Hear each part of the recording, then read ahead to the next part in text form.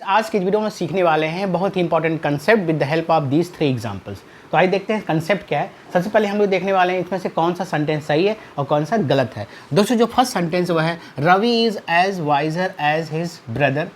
Ravi is as wiser like his brother. Ravi is as wise as his brother. देखिए इसमें से कौन सा सेंटेंस सही है कौन सा गलत है। Ravi is as wiser as his brother, it is wrong sentence. Ravi is as wiser like his brother, this is also wrong sentence. Ravi is as wise as his brother, दोस्तों ये सेंटेंस सही है।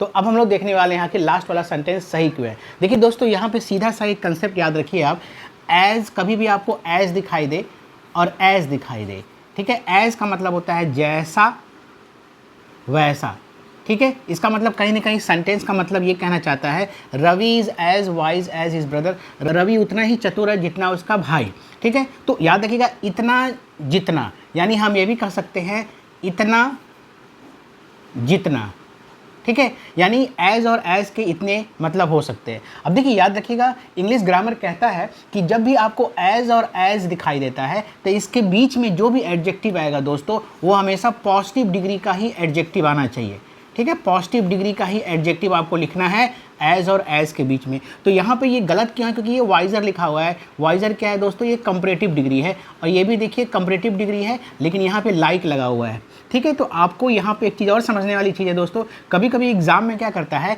यहाँ एज और एज ना लिख करके यहाँ सो लिख देता है, यहाँ पर एज लिख देता है, या हो सकता है यहाँ एज लिख दे यहाँ सो लिख दे। देखिए यहाँ पे देखिए क्या किया, यहाँ पे एज लिखा है यहाँ पे लाइक लिखा है। जब भी कॉम्बिनेशन बनेगा तो एज और एज का ही कॉम्बिनेशन बनेगा। सो एज या एज सो, सो लाइक एज लाइक, ये सारे कॉम्बिनेशन गलत माने जाते हैं। इसका मतलब ये जो सेंटेंस है थर्ड वाला ये सही है, Ravi is as wise as his brother. आइए इस कंसेप्ट को एक और एग्जांपल से बेहतर ढंग से समझ लेते हैं।